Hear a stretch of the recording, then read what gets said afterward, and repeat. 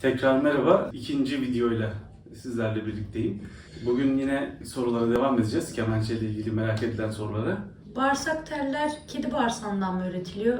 Katküt ya da catgut diye de söyleniyor çünkü. Bağırsak tellerin jargondaki ismi catgut ama kedi bağırsağından üretilmiyor. Genelde koyun, keçi, inek gibi hayvanlar, yani zaten kesilen hayvanların bağırsakları kullanılıyor. Küçük bir araştırma yaptım. Niye catgut deniyor bu tellere? Wikipedia'da şöyle bir şey yazıyor. Bu muhtemelen cattle kelimesinin kısaltılmış hali. Cattle da sığır demek. Sığır bağırsağı, ya sığırların bağırsağı kullanılarak yapılan bir tel olduğu için bu tabii kesin bir açıklama değil. Orada da muhtemelen yazıyor. Çünkü net bir bilgi orada da yok. Yani bu teller için kedi bağırsağı kullanılmıyor. Herkes rahat olsun. Bağırsak tellerinin ipliklenme sorunları var. Biraz bahsedebilir misin? Bağırsak tel doğal bir malzeme olduğu için homojen teller gibi dayanıklı değiller. Kullandığımız bağırsak teller içerisinde birkaç tane bağırsak sargısından oluşuyor. Yani birkaç tane bağırsağın vurularak bir tel haline getirilmiş hali gibi düşünün. O iplikler zamanla bir takım faktörlerden etkilenip dağılabiliyorlar. En büyük sebebi tabii ki nem. İnsan elindeki terde asitesi yüksek olan özellikle insanlarda tele dokunduklarında bazı insanlarda çok kısa sürüyor bu ipliklenme süresi. Yani 2 ayda, 3 ayda çalınmayacak derecede ipliklenmiş teller olabiliyor. Kimisi de 2 sene kullanıyor ve hiçbir şey olmuyor. Bunun sebebi insan elindeki o pH ya da asit yüksekliği. Böyle olan insanların ekstra dikkat etmesi gerekiyor. Sürekli belki yanlarında bir bez ya da küçük bir havlu taşıyarak ellerini kurulamaları gerekebilir. İkinci bir sebep, reçine sürerken özellikle Dadario, Kaplan, Dark ve şu plastik kutulu reçineleri sürerken şöyle bir şey oluyor. İnsanlar genelde tabii ki kutusundan çıkartıp reçineyi sürmeye başlıyorlar. Bunu sürerken tırnakların üzerine reçinenin tozları dökülüyor. Reçine tozları döküldükten sonra elimizi temizlemeden tele temas edersek eğer reçine tozları bir çeşit zımpara etkisi görüyor ve telin ömrünü ciddi şekilde kısaltıyor. Yani bu böyle herkesin atladığı bir detay. Bunun için şöyle bir şey öneriyorum ben. Bazı reçineler, Hil Dark gibi, Yunan reçinesi, Melos gibi reçineler bir kadife kesenin içinde geliyorlar. Ve o kadife kese parmaklarınızın üzerinde kalıyor. Bunun için de öyle bir şey kullanabilirsiniz. Altına bir şey yapıştırabilirsiniz. Yani tırnaklarınıza gelmeyecek şekilde sürmeniz lazım. Ya da geliyorsa da onları iyice temizleyip o ipliklenmeyi geciktirebilirsiniz böylece. Yani bir tanesi ter, ona dikkat etmek lazım. İkincisi de şu reçine tozları. Onlar önemli. Bağırsak tel kullanan insanların ne kadar reçine sürmesi lazım? Bağırsak telinin çok daha fazla reçine istediğini zaten bir önceki videoda söylemiştik. Sürerken kemençede duymak istediğimiz bir sürtünme sesi vardır. Yani reçineden kaynaklı bir sürtünme sesi vardır. Yayın doyduğunu reçinenin çıkardığı sesten, daha doğrusu yayın çıkardığı sesten anlayabiliriz. Bunu anlatmak biraz güç ama size sürerken nasıl ses çıktığını gösterebilirim. Şu ses, benim kriterim bu ses. Bunu duyunca bırakıyorum. Burası zaten reçine tozundan bembeyaz oluyor. Gördüğünüz gibi yayın bazı kısımları burası kadar beyaz değil. Reçineyi ne kadar süreceğiniz de sizin nasıl bir ton aradığınızla doğrudan ilişkili. Dolayısıyla ona zaman içinde deney yanında karar vereceksiniz ama bağırsak tel kullanıyorsanız yoğun kullanımı öneriyorum. İlk sürdüğümüzde yayının üstündeki kalan reçine ilk 5 dakika falan çalarken bir zorluk yaratabilir.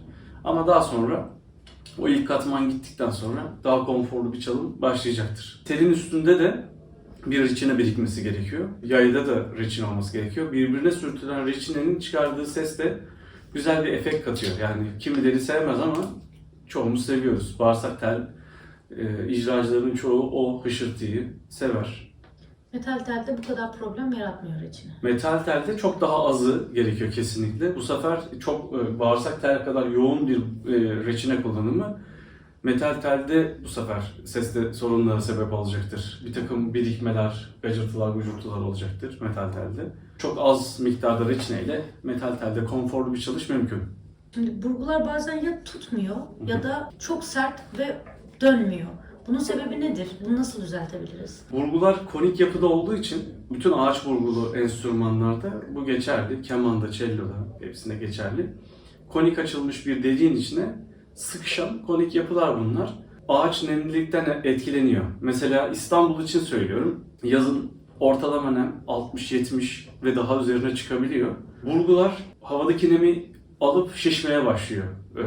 Ve içinde dönmemeye başlıyor bu sefer burgu. Bu tür durumlarda şöyle bir şey öneriyoruz. Mesela diyelim rast burgunuz tutmuyor. Teli gevşettim. Gördüğünüz gibi teli çıkarttım. Parmağınızı tam o hizaya koyup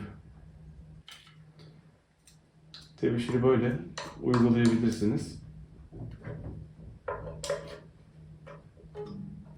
Sonra teli geri takacaksınız.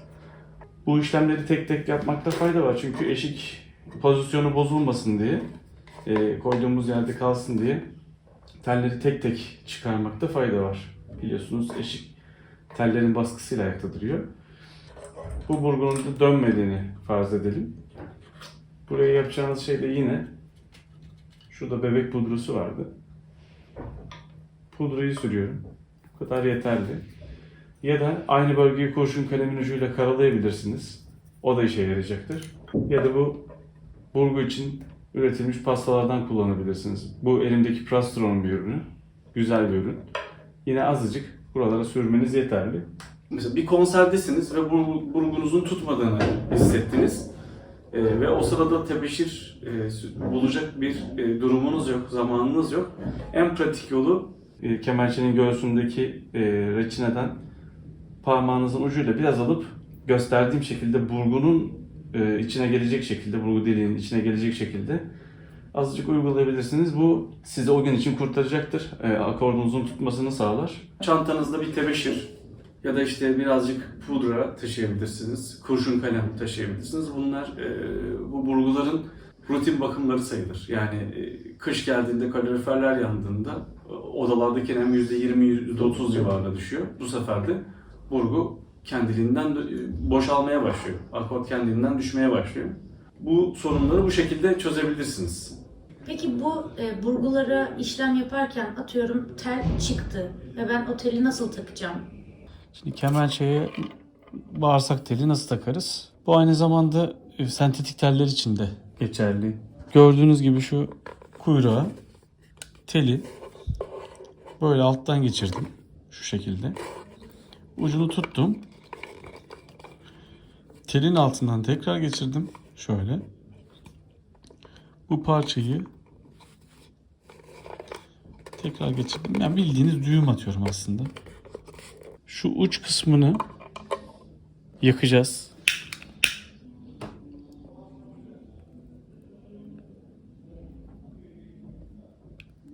Şu şekilde düğümden geçemeyecek hale getiriyorum. Buradan bağladık. Sonra orta burgunun deliğinden geçirdim ama bu kadarı yeterli. Sonra elimle sarmaya başlıyorum. Şu şekilde atmayacak şekilde bıraktınız. Çok sıkmadım ama çok da gevşek değil. Burgudan kurtulacak şekilde de gevşek değil. Şu şekilde tel duruyor. Sonra yegah telini takalım. Yegah tellerini ben böyle yaptırıyorum. Ortasında bir buton olmuyor. Bir tel için metal bir halka olmuyor. Metal halka olanlarda da bunlarda da genel prensip aynı. Halkayı kuyruğun altından geçiriyorum şu şekilde. Ve telin ucunu da bu halkadan geçiriyorum. Çok kolay. Genelde yegah telleri keman için kullanılan sol telleri oluyor. Bunların da boyu hayli uzun kemençeye göre. Gördüğünüz gibi bayağı uzuyor. Bunları şu şekilde takmakta fayda var.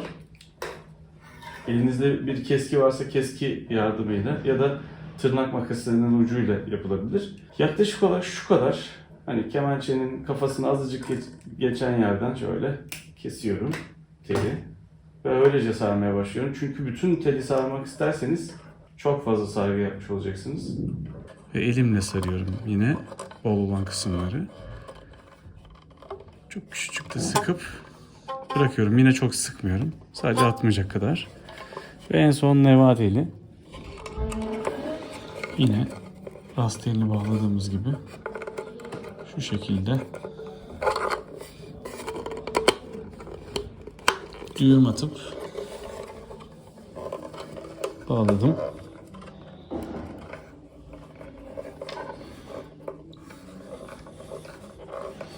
Bırakmadan elimle sarıyorum. Telleri taktık. Şimdi elimi buraya bastırarak tellerin atmasını önlemek için hafif hafif burguları gevşetiyorum. Ve eşiği yerine koyuyorum. Bunu aynı zamanda eşiği atan arkadaşlar için de göstermiş olayım. Eşik tellerin baskısıyla ayakta durduğu için zaman zaman atabiliyor. Gördüğünüz gibi bir yandan burguları hafifçe gevşetirken bir yandan da sağ elimle eşiği havaya doğru dikiyorum. Çok küçük küçük yapıyorum bu hareketleri. Ve eşik şu anda artık tellerin baskısıyla dengede duracak şekilde. Şu anda can direği haricindeki bütün sistemi tekrar kurmuş olduk. Burada çok önemli bir husus var. Gördüğünüz gibi şu anda neva telinin son sargısı bir altındaki sargıya değiyor. Biz bunu kesinlikle istemiyoruz. Bir takım frekans bozukluklarına yol açabilir. Özellikle yegah telinin son sargısının, yani metal telin son sargısının değmesi hiç istemediğimiz bir şey. Yay çektiğinizde istemediğiniz frekanslar çıkabilir. Özellikle son sargı birbirine değmeyecek şekilde sarılmalı. Bu çoğu kişinin atladığı bir şey. Akordu kabaca yapıp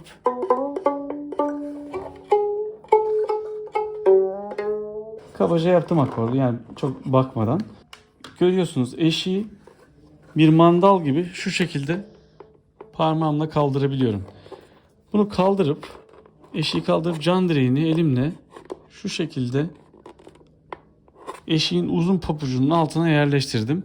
Amacımız gördüğünüz gibi şurada bir boşluk oluşturmak. Yani şu noktada eşiğin papucuyla uzun papucuyla kapak arasında bir boşluk kalmalı. Can direği eşiği havaya kaldırmalı. Eğer kaldırmıyorsa, yetersiz geliyorsa can direğiniz kısadır. Daha uzun bir can direğiyle onu değiştirmeniz gerekiyor. Aynı zamanda ses deliğine değmemeli. Burada da bir boşluk olmalı. Şimdi artık daha net bir şekilde akort yapabiliriz. 3A, yegah teli, 4D, orta tel ve 4A, neva teli. Eşik ve can direğinin ayarları biraz kişiye özeldir. Etkisini ancak çalarak görebilirsiniz kendi kemerçenizde. İçeri aldığınızda ya da dışarı çıkardığınızda can direğini şöyle, ses değişecektir. Aynı zamanda eşiğin konumu, yani eşik burada ama azıcık öne almak mesela ya da sola çekmek, sağa çekmek, bunların hepsi belli bir seviyeye gelmiş kemençecilerin ton arayışında önemlidir ve açıkçası icracının kendi ayarlarını bulması gerekiyor. Ne zaman ki kulağına kemençenin sesi hoş gelir, o saatten sonra da artık bırakması gerekiyor. Çünkü çok oynamak ve ton aramak da doğru değil. Aşağı yukarı bir şey arayıp kemençeyi o şekilde korumak gerekiyor. Daha sonra zaten o ton yavaş yavaş iyice oturacaktır. Sizin kulağınız ona alışacaktır. Kemençedeki eşik ve can direği ayarları böyle. Gelelim akort yapmaya. Akort yapmanın tekniği de önemli. Bakın şu baş parmağım ve avucumun içi vurguyu nasıl kavruyor. Kemençe kucağımızdayken mesela rast telini akort yapacağımız zaman baş parmağımla destek alıp avucumla içeri itiyorum vurguyu ve sağa sola hareketi de avucumun içiyle yapıyorum. Şu şekilde. Neva teli için de yine aynı. Yegah'ta bu tabi değişiyor, yani ister istemez ya da şöyle yapabiliriz yine. Şu şekilde yapabiliriz akordu. Ama genelde insanlar bu şekilde yapmayı tercih ediyorlar. Eğer yapabiliyorsanız böyle de olur ama yapamıyorsanız şu şekilde baş parmak baskısı için pozisyonu değiştirip yapabilirsiniz akordunuzu kemençenin. Bu baş parmak kullanımı önemli. Yani sadece burguyu buradan çevirerek akortlamaya çalışırsanız muhtemelen burgu sıkışmayacaktır. Sıkışmadığı için de sabit kalmayacaktır. Dolayısıyla akordunuz sürekli atıyor olacak.